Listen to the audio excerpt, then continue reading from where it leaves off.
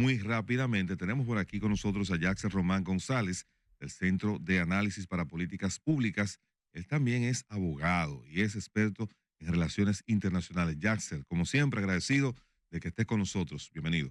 Muchísimas gracias. Para mí es un altísimo honor estar compartiendo con esta audiencia, más aún en estos días que, como bien mencionan, porque si me invitan en la mañana, yo llego aquí en la tarde pensando que hay un tema, porque Sí, en el sí, proyecto hay 3 y 4 temas. así es. Más son días de muchas noticias, son días de mucho análisis y desde luego eso significa que son días de muchas decisiones a tomar. Bueno, Jackson, tenemos como 30 temas que abordar contigo, pero realmente el tiempo no nos daría. Queremos comenzar, que nos analices del discurso del presidente. El presidente ayer habló de que había emitido un decreto para declarar a las bandas haitianas como terroristas. Entonces, yo pregunto, ¿qué implicación tendría eso en términos internacionales para la República Dominicana?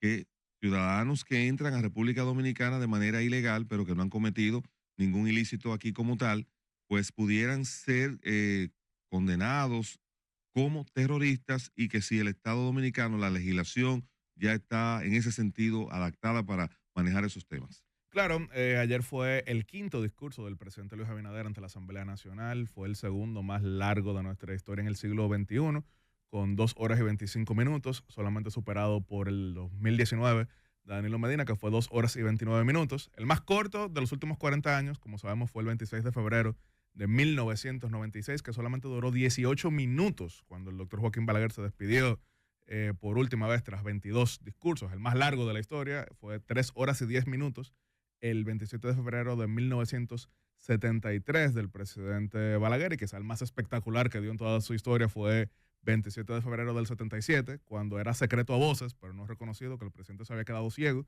y tuvo que improvisar el discurso durante 2 horas y 15 minutos. Pero en este del presidente Luis Abinader abordó varios temas importantes de política interna, externa, económica, agrícola, medio ambiente y demás, que pues permitirían tener varios programas a lo largo de varios días, pero usted me hace una pregunta concreta, directa y precisa con relación al impacto jurídico de declarar como organizaciones terroristas a las pandillas que siembran tanto dolor en la hermana Pero en República la de parte de Haití. si alguien ingresara al territorio nacional, porque que la pueda declarar o que sean No, no, terroristas, no. O sea, pero accesar al territorio nacional sin cometer un hecho aquí, y entonces, ¿cómo se trataría eso de manera es una muy jurídica? buena pregunta, pero no se designa al país como terrorista, se designa a los grupos. Entonces, si se confirma que alguien es miembro de una organización criminal, entonces definitivamente eso significa que bajo este decreto estaría siendo enjuiciada, procesada y posiblemente condenada en nuestro país como terrorista, que tiene muchas particularidades en el derecho internacional. Pero quiero sí marcar un poquito la diferencia para entenderlo. El año pasado, el cuarto grupo más turista en nuestro país, la mayor cantidad de visitas, la cuarta que tuvimos el año pasado, fueron los colombianos, que fueron 380,000 que nos visitaron. En Colombia existe una gran cantidad de grupos reconocidos por nosotros como terroristas, como está el ELN, como están los disidentes de la FARC, Ujú. como está no el cartel del Golfo, sino el clan del Golfo, que controlan la zona en la frontera con Panamá. Pero los casi 400,000 colombianos que visitan República Dominicana no son tratados como terroristas en República Dominicana. Pero ¿tendría algún sentido práctico hacer esta declaratoria? Hay algunos abogados, de hecho, que dicen que ese decreto tendría visos de inconstitucionalidad. No De ninguna manera. que no sea una buena iniciativa, pero sí de que en función del ordenamiento jurídico dominicano no tendría sentido, sobre todo porque tenemos una ley que dice que es terrorismo, que no. Tenemos 3 De leyes, hecho, hay una de ellas incluyendo que la es extinción de donde se dominio. contempla inclusive la condena de 40 años, que es la condena máxima que puede llegarse en República Dominicana. Por eso fue que condenaron al chico que habría lanzado la bomba en el metro. Entonces, decretar esto cuando una ley lo contempla y respecto a personas que independientemente de la nacionalidad deberían haber cometido un acto de terrorismo aquí. Si tú eres muy terrorista en Haití o en Colombia o en Nigeria, pero en Dominicana no, ¿hasta qué punto te puede alcanzar? El tema es que el terrorismo es lesa humanidad y es... No, pero lo digo partiendo de cómo se considera en tu país. O sea, Jurisdicción universal. Te pongo un ejemplo. Lanzaste una bomba en Puerto Príncipe. Sí. Pero si la normativa de pero si en Puerto Príncipe cuando viene a ver ni siquiera hay una acusación respecto a esa persona, aquí entonces, teniendo un decreto de base. Solo que ya estos grupos han sido considerados terroristas en la mayoría de países, incluyendo buena parte de nuestros vecinos. La jurisdicción universal lo que busca es justamente que quienes hayan cometido estos delitos contra la humanidad no puedan encontrar santuario alguno. Ahora, históricamente ha habido algunos choques, como por ejemplo la doctrina Mitterrand en Francia, que se negaba a extraditar a los terroristas de las Brigadas Rosas italianas porque consideraban que la legislación italiana no estaba acorde con los estándares franceses. Entonces, específicamente, Francia se negaba a extraditar terroristas italianos hacia Italia. Eso después se amplió también para incluir a España. Fue lo que llevó a que en el año, por ejemplo, 1984, República Dominicana, dentro de un acuerdo tripartito con Francia y España, acordara recibir a terroristas de ETA que se encontraban en Francia, pero que Francia quería evitar que fueran condenados a muerte en España. En Italia. En Italia también, solamente para poner estos ejemplos. Yacel, en ese mismo orden, ¿tenía el presidente que hacer esto por decreto? O sea, sí, claro. O sea, si el presidente no lo hace por decreto, aquí no hay manera de cuando te traslade o de entregarlo a las autoridades en la misma condición de terrorista. Una cosa son las leyes. Como de hecho ha ocurrido. Sí, pero se han detectado pantilleros y se lo han recuerdo que entregado. ahora, precisamente, Antes de ayer se devolvió uno, se entregó allá, y una persona con poco protocolo, por cierto. En una ocasión hubo uno que fue detenido en República Dominicana bajo leyes comunes, fue entregado a Haití y lo lincharon cuando llegó a Haití y lo descuartizaron a ese integrante de pandillas haitianas. Generalmente las legislaciones establecen que es solamente por orden ejecutiva que se declara como terroristas a estos grupos. Algunos casos recientes sabemos que fue el año pasado, después de que en un espacio incluso como este, grupos ecuatorianos tomaron control de canales de televisión, de emisoras y demás, y también causaron muertes en universidades, centros comerciales, y fueron declarados como terroristas las pandillas, entre ellos los tiguerones, los choneros, se llaman así precisamente los tiguerones, porque comenzaron en España ligados a dominicanos, los choneros, los lobos, y demás. En El Salvador fueron declarados también como terroristas en su momento, la Mara Salvatrucha y el Barrio 18. Estados Unidos declaró recientemente como terroristas por orden ejecutiva a los cárteles del narcotráfico mexicano. Esto se suele hacer por decreto u orden ejecutiva. Ahora, la pregunta que también usted hace es si no basta con utilizar las leyes comunes, precisamente como esto se trata de utilizar el terror como vía de coerción afectando a poblaciones civiles. Entonces las leyes terroristas permiten algo que va bastante más allá. Solamente para ponerlo un poquito en números. Siempre escuchamos que cerca del 90% del territorio de Puerto Príncipe es controlado por las pandillas, que son varias. La gente piensa que Barbecue es el único. No. Pero son varias pandillas Hay un que racismo. incluso se odian entre sí.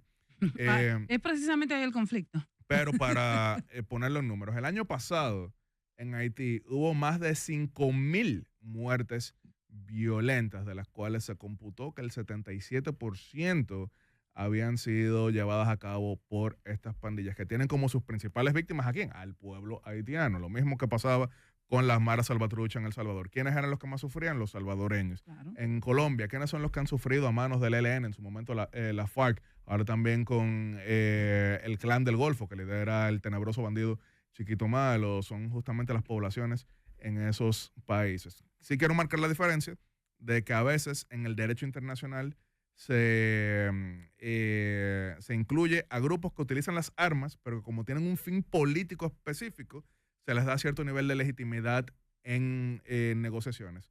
Eso es lo que se llama grupo beligerante, que fue lo que en su momento pasó, recordarán algunos en la audiencia, con el Frente Farabundo Martí de Liberación Nacional en El Salvador durante regímenes militares, que entonces era tratado como representante político a nivel internacional. Eso nunca le gusta a absolutamente ningún Estado, que le reconozcan como grupo legítimo a quien está utilizando las armas, pero se marca la diferencia entre querer un fin político y sembrar el terror, porque por ejemplo, justamente cuando las pandillas haitianas toman control de las vías de comunicación y no se logra ni siquiera repartir el combustible y paralizan el país entero durante meses. ¿Quién es que sufre? La población civil. Cuando toman hospitales, ¿quién es que sufre? La población civil. Cuando toman aeropuertos, ¿quién es que sufre? La población civil. Entonces, ¿Tú no crees en ese punto, y escúchame Luna Valiente, que al país le convendría más que si son capturados lo vuelvan y los repatrien, que dejarlos presos, por ejemplo, en las cárceles dominicanas y que de alguna manera entonces se contamine aún más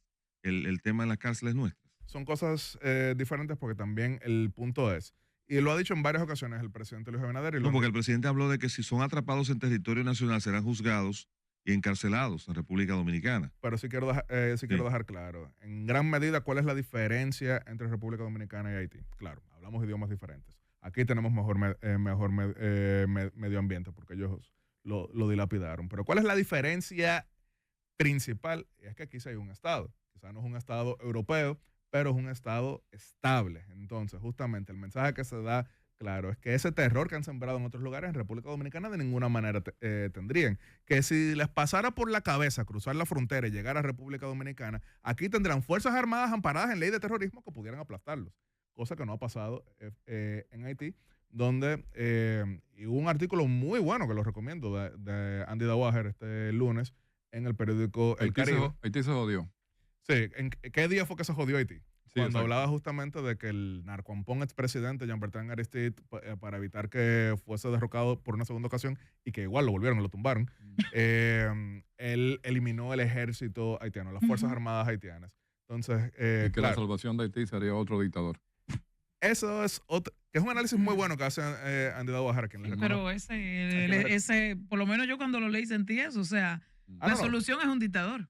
Él dijo, solo que él marcaba la diferencia de que Que Haití ha tenido bastante experiencia con el tema. sí, pero no ha tenido dictadores benévolos. Porque él hablaba, por ejemplo, de Paul Kagame. Y hay en un dictador Ruanda. benévolo. Hay varios. O sea, y Sí, pero- el problema es que tú no sabes eso. Hasta que no lo pruebas. Eso es una lotería. Sí, eso.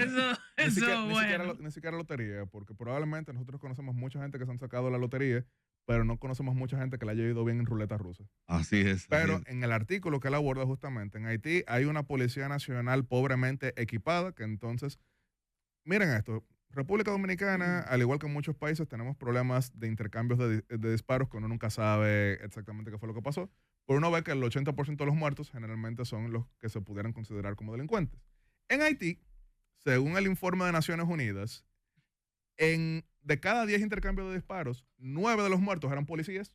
O sea, totalmente lo contrario. O sea, no están en capacidad. Ya de hecho, hacerle frente. hay un keniano que lamentablemente falleció, producto de un... Sí, eso está en un cálculo razonable, sí, sí. pero que solo mueran policías. Son muy pocos. Bueno, Hablando de... Sí. en el caso haitiano. En el caso haitiano, la inmensa mayoría de muertos en los Sí, intercambios. son los Son policías. los intercambios policías. son los sí, policías. sí, sí. Entonces, ¿cuál es el Luna. mensaje? Aquí tenemos leyes antiterroristas. Es Aquí que, tenemos fuerzas armadas. más que jugarlo, que no cojan para acá y punto.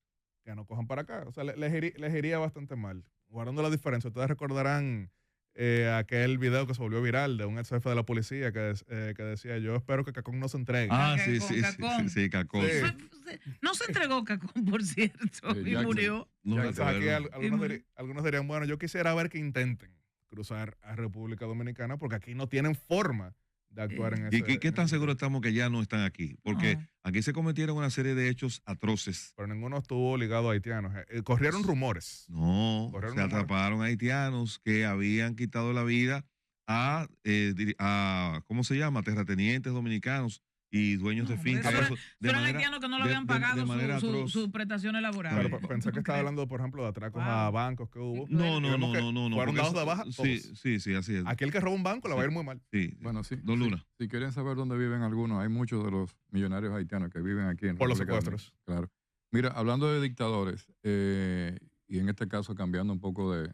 Aunque Me en el, imagino por dónde va. en el mismo hemisferio, Mm, el presidente Trump ha advertido que retiraría la licencia de Chevron que Biden de Venezuela. le dio a Maduro, Ujú. lo cual sería realmente desastroso para Venezuela. Tu análisis sobre esa situación, porque el presidente Trump mandó unos emisarios que fueron a Venezuela, estuvieron con Maduro, pero parecía que había un coqueteo, pero ahora parece que hay un mecanismo de presión diferente. Hay un choque de visiones actualmente porque hay quienes dentro de la administración estadounidense apuestan un retorno a lo que se llamó la política de máxima presión, que no tuvo resultados. Y eso lo digo con dolor, porque yo lo que quisiera es que el régimen criminal de Venezuela cayera mañana mismo, pero no ha caído. Entonces, por eso hay quienes, por ejemplo, dentro de la administración estadounidense, liderados por el enviado especial para crisis, el embajador Richard Grenell, pero también el ex asesor de seguridad nacional de Trump, Robert O'Brien, entienden que lo deseable es que cuando a partir de mañana no se renueve de manera automática la licencia y que inicie el periodo de reducción gradual de 6 meses hasta septiembre, que eso lleve a negociaciones para que de esa manera Nicolás Maduro ofrezca mejores concesiones ante el temor de algo cierto, que sería que en septiembre se desarticule por completo. Hay personas dentro de la administración republicana que lo que dicen es no, negociación no, que en septiembre se caiga por completo. Pero, por ejemplo, si vieron la entrevista del enviado especial para América Latina de Donald Trump, Mauricio Clave Carón, amigo de la República Dominicana, amigo nuestro, también él dijo que en gran medida lo que había fracasado en el gobierno anterior estadounidense era su predictibilidad. Y era que te voy a quitar la visa, te voy a poner sanciones y te voy a afectar. En el caso actual, él dice que lo más exitoso en política exterior de ellos es que nadie va a saber exactamente qué van a hacer, porque la impredictibilidad es más efectiva. Hay muchas personas que han ido cambiando su posición. Por ejemplo, yo que era un halcón hace 5 años, yo estaría diciendo sí, sancionarlo hasta más no poder. Pero 5 años pasaron y ahí sigue el régimen. Entonces hay quienes pudieran entender, y yo soy uno que quizás no endoso que se renueve la sanción, pero yo sí soy uno que cree que estos 6 meses pudieran servir para, por ejemplo, total liberación de los presos políticos, que pudiera servir para elecciones mayormente creíbles en las alcaldías y en el Parlamento por un miedo cierto, y es que en septiembre es que se acabaría la licencia. Hay otras personas que tienen un argumento más humanista, y es que dicen, bueno, miren, si ya hay 8 millones de venezolanos que se desplazaron por el hemisferio occidental y nuevamente se aplican estas sanciones duras, entonces serán 10 millones de venezolanos, y que eso sería desestabilizar, y que al fin y al cabo muchos de los que gritan para que haya sanciones son personas que están tranquilas en el exterior. Yo no estoy necesariamente endosando eso, por eso estoy diciendo que a diferencia de mi posición de halcón de hace 5 años, hoy estoy más abierto a discusiones. Okay. Giancarlos Vega. Yatzel, debo devolverme un poco al tema inicial porque me escriben acá y lo que me plantean es un poco sobre la pregunta que hacía a nivel Carrosario. Existiendo una normativa en República Dominicana que tipifica el terrorismo, existiendo los elementos constitutivos dado nuestro ordenamiento penal en la República Dominicana, ¿puede el presidente, mediante un decreto, tipificar como terrorista más allá de lo que establecen las leyes? Claro, porque son los grupos específicamente. No es lo mismo que una figura X, una persona individual, sea enjuiciada, imputada por terrorismo, que tú tener un emporio criminal dedicado al terror. Y es por eso que vuelvo y repito, a lo largo de todas estas legislaciones y compromisos internacionales, incluso porque esto no es algo que se hace medalaganariamente, esto es parte de los compromisos que asumimos los países que participamos en el concierto multilateral de naciones. Hay grupos que se consideran terroristas, y este sería el caso, por ejemplo, los 400 de Magosó. Este es el caso que se utilizaría también, por ejemplo, en las pandillas de Grand Rabin, entre varios otros. Así que estamos viendo la declaración de grupos, la membresía en dichos grupos, y es lo que los haría pues justamente pasibles de este enjuiciamiento, incluso un poquito más adelante. Me imagino que buena parte de los que estamos aquí sentados en algún momento hemos aplicado para visa hacia otro país, mayormente Estados Unidos, quizás mayormente Schengen y demás, pero hemos aplicado de visas para otro país. Me imagino que todos han notado que en la recta final del formulario hay una pregunta que explícitamente versa sobre si hemos sido partícipes, miembros, integrantes de organizaciones terroristas. Eso se incluye incluso en el formulario de visa. Véanlo ahora mismo. ¿Por qué? Porque integrar estas organizaciones que se dedican a sembrar el terror, independientemente de que tú personalmente no hayas participado en ello, pues generalmente el Estado receptor no te va a querer ahí. Pero te lo preguntan, o sea, te lo preguntan abiertamente. Es lo que ha pasado, por ejemplo, con quienes han integrado grupos paramilitares, con quienes han integrado guerrillas de extrema izquierda, con quienes han participado en grupos genocidas. y demás. Así que esto es, si bien poco común en República Dominicana, donde no hay esa gran tradición de organizaciones terroristas, pero nosotros sí en el pasado hemos declarado a otras organizaciones como grupos terroristas. Bueno, entonces, volviendo algo a Venezuela, porque el chiste aquel que hizo Maduro sobre invadir a Puerto Rico, parece que Trump se acordó y lo ha retomado y dice que le está pidiendo a Maduro que debe renunciar con su grupo, debe salir de Venezuela, aparte de la suspensión de la licencia. ¿Tú crees que en esta etapa realmente se dé una mayor presión con acciones estadounidenses sobre Venezuela? Em, Repito, hay muchos que apuestan al retorno a la máxima presión. Yo lo que sé es que eso no funcionó. En un momento se hablaba en el gobierno de Teddy Roosevelt, figura republicana de inicios del siglo XX, de speak softly and carry a big stick. Habla bajito, pero tengo un garrote grande. En el caso de Trump, hay quienes dicen, Habla grande. no, habla duro y de vez en cuando dale dos macanazos con el garrote para que la gente sepa que tú le puedes dar más duro aún con el garrote.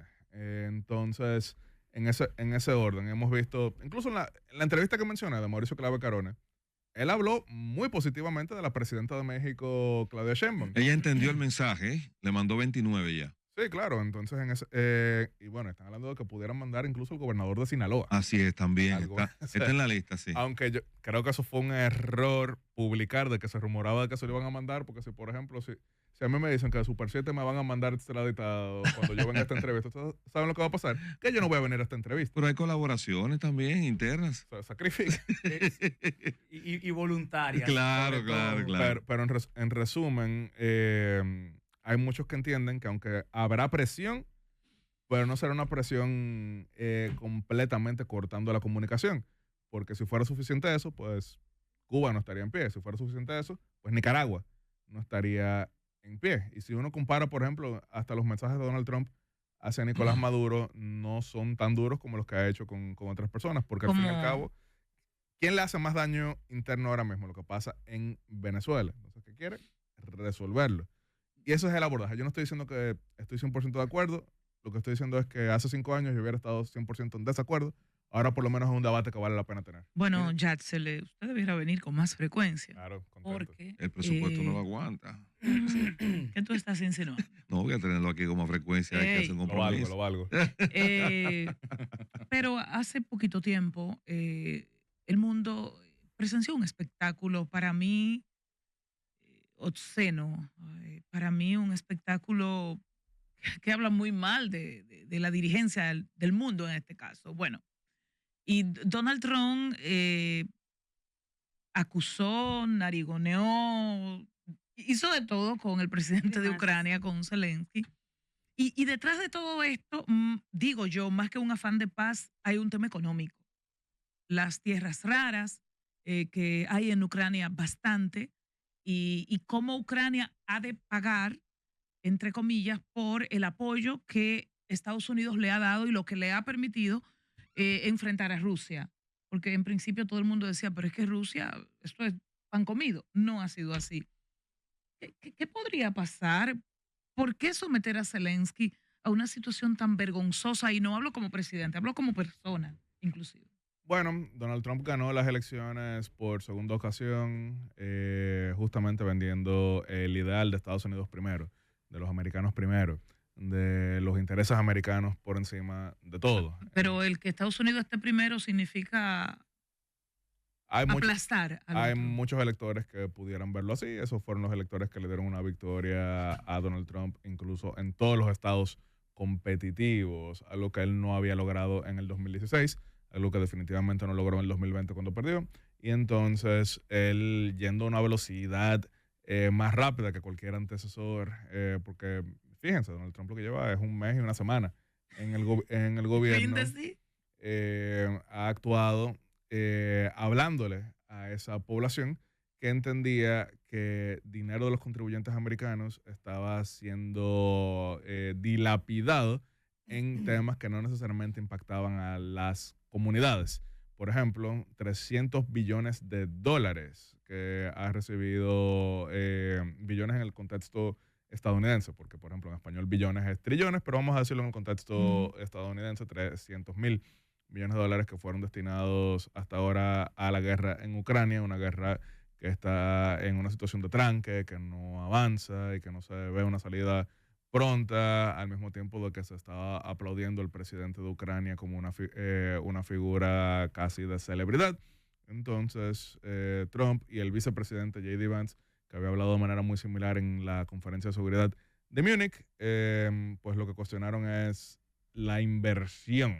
Ellos estuvieron hablando de que, bueno, ¿cuál es el retorno que me está dando este gasto? Yo no estoy diciendo que sea bueno, no estoy diciendo que sea malo, estoy diciendo que hay un electorado que al ver ese espectáculo... O sea, ese espectáculo le va a dar like, le va a dar estrellitas, le va a dar popularidad a Trump. En lo inmediato, yo entendería que probablemente sí, porque el electorado que le dio la presidencia nuevamente en noviembre... Y no puede fortalecer, vamos a decir, un bloque europeo contra Trump. Lo digo por como Francia sí está secundando a Ucrania, entre otros países europeos. Francia, o sea, Holanda, España. ¿qué puede pasar de hoy en adelante tomando en cuenta esa aptitud tan enérgica de Estados Unidos en contra de Zelensky? Desde el punto de vista europeo, estamos hablando de uno de los cuestionamientos más grandes que ha sufrido la Organización del Tratado del Atlántico Norte, OTAN, desde su existencia, ya que Estados Unidos era el principal financista. Miembro financista, portador, sí. Más que miembro desde el punto de vista político, quien más dinero ha puesto ahí ha sido Estados Unidos. Es proporcional. Pero ni siquiera proporcional, porque estamos hablando que Estados Unidos en un momento llegó a gastar el 4% de su Producto Interno Bruto en los aportes. Quizá por ser el país que tenía más que perder, por ser el país que militarmente todavía controla bastante en Alemania, por ejemplo. Se pueden haber dado razones, pero Alemania llegó a gastar solamente 1.2% del Producto Interno Bruto en defensa.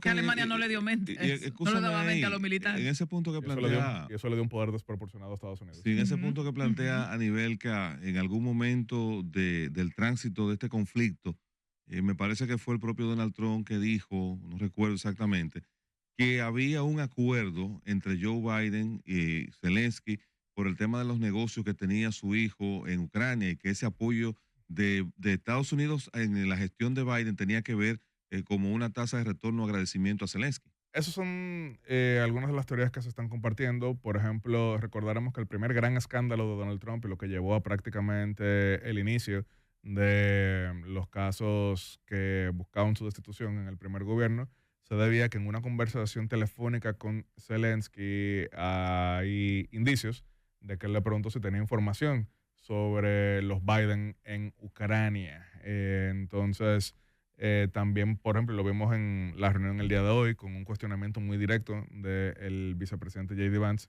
a Zelensky. Él dijo, tú fuiste a hacer campaña con los demócratas en Filadelfia, en Pensilvania, que era el lugar más competitivo en ese momento. Sin embargo, yo sí creo que más allá de lo personal, que definitivamente... Sí, porque se ha sentido muy personal el asunto.